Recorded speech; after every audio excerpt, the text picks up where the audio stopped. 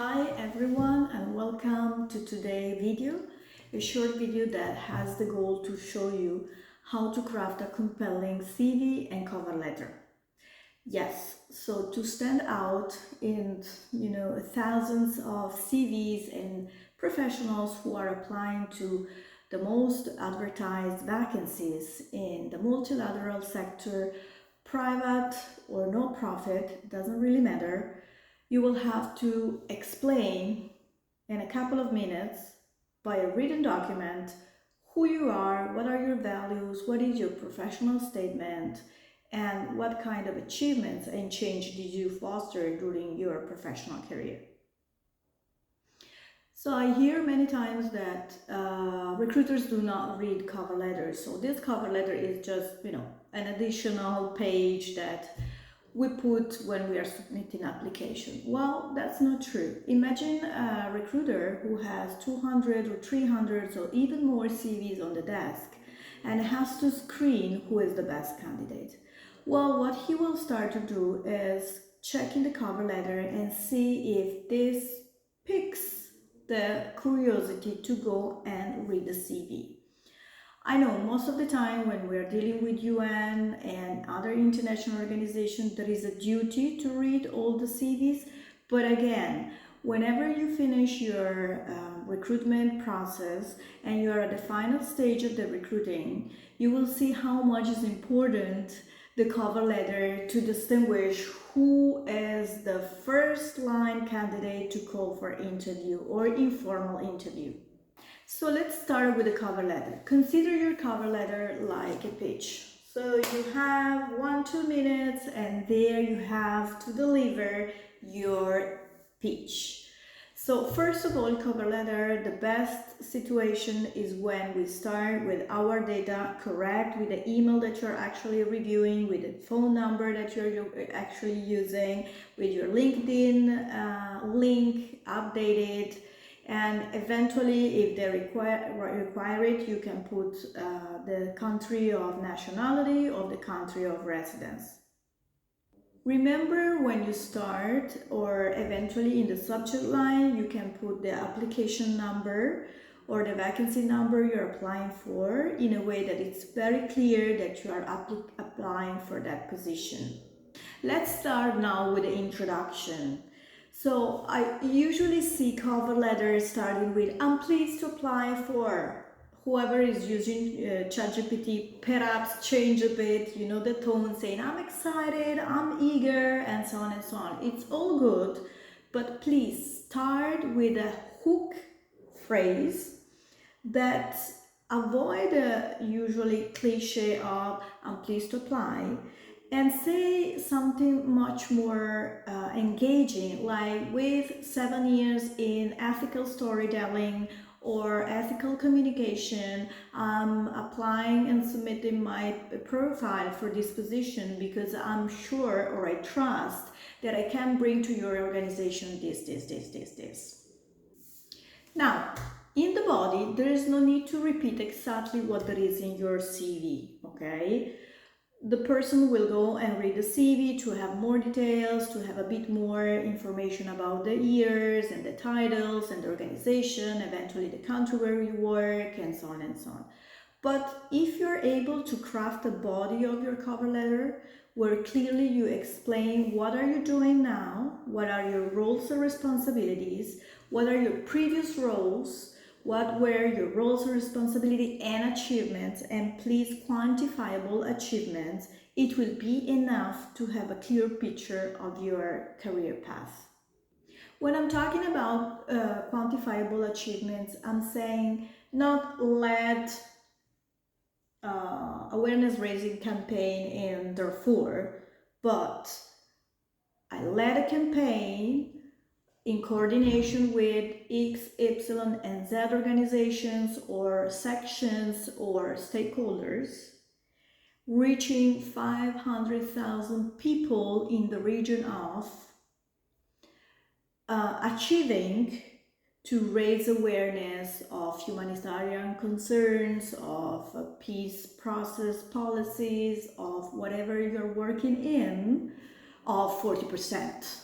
How did you get these numbers? Well, most of the time are roughly, but you can also check the organization you're working for or you work for, what kind of KPIs are using and what kind of results are marketing outside the organization. You don't have to write all your appointments. If the post is asking for 10 years, 7 years of experience in a certain field, in your cover letter you can refer only to them. Then the people will see that if you show out, I don't know, the last 10 years, but you say that in complex you have 10 years or 20 years, then the person will go and check your CV and actually finding the correspondence of years of experience. So don't send the same cover letter to everybody. You have to adapt, update, and also I will say reshape every time that you feel so, but it has to be tailored to the position you apply. Of course, the core, the body of your cover letter will not change. There will be a few details that you have to change in terms of the vacancy number, the organization, and the missions that you're applying for has to be completely aligned. So you cannot write about the mission, your purpose that is more aligned to the no-profit sector just for a corporate sector, okay? But remember that throughout the SDG goals, you can still find your harmony and your transferable skills and transferable purpose. Try to avoid too much I and be aligned with the purpose of the organization, so it's clear what kind of relation you can build with this organization if you go and work there. Call to action. Don't finish your wonderful cover letter with a simple "thank you for reading my application, I'm waiting for you to call me," but be a bit more engaged. So after you gave this introduction of what you can do with them, then let the door open and write something like, "I'm eager to engage in a conversation with you to explain a bit more how could you work with me and how could I carry out the activities with this role in a certain way, for example through teamwork or through coordination of stakeholders or whatever it is." CV. Now, a lot of ideas that we use for the cover letter, they apply also for CV. For example, the quantifiable information. So remember to use STAR when you decide to describe your experience in organization. So it's clear what was the situation, what was your task, what were your results, eventually what kind of skills did you use, and again, what impact brought your results.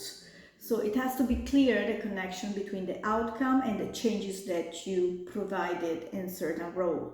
This could be something like, I designed a campaign, to go back to the example of before, I designed a campaign that engaged 400,000 victims of the conflict. I raised awareness about their human rights access mechanism. Okay, and here we are. And then increasing the report system of human rights violation of 10%. It doesn't really matter if you didn't change, 100% the life of people, because your contribution is enough to have brought some change, and this shift is what your employer wants to see. Remember to add a professional summary. 3-4 lines that tells about you. So it doesn't have to be your cover letter resume. It could be something like a bio, but again, something that connects with your cover letter and the interest of the reader about your professionality, your professionalism, and the possibility for you to be the next person in the role they're trying to fill. I would honestly encourage to have a skill paragraph, especially because when we describe our experience, it's easy to say how much we work and commit for a result, but it's not that clear to explain later which kind of skills did we employ.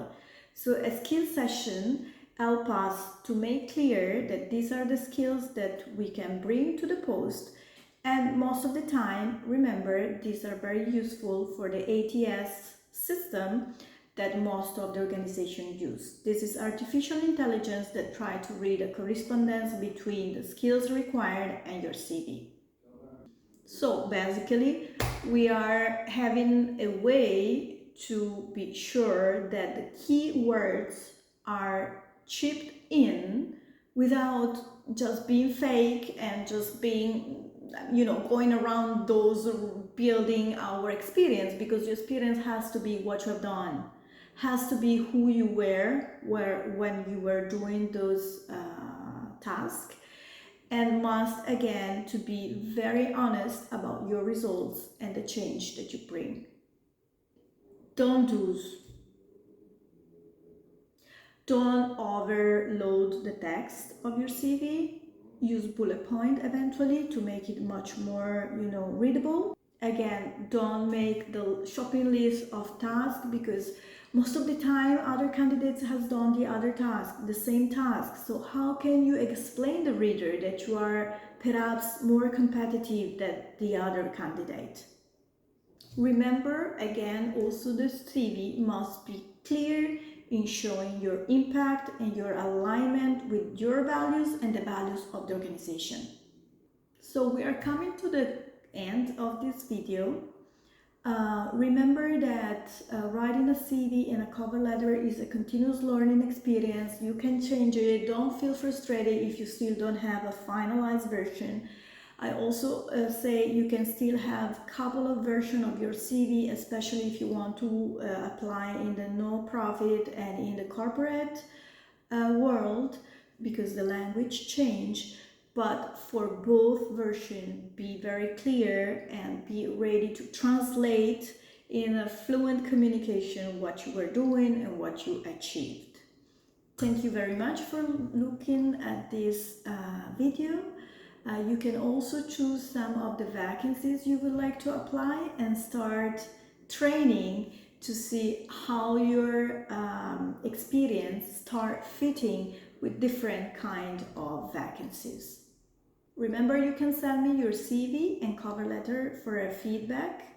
This is free and it's included in the course. You take care. Ciao.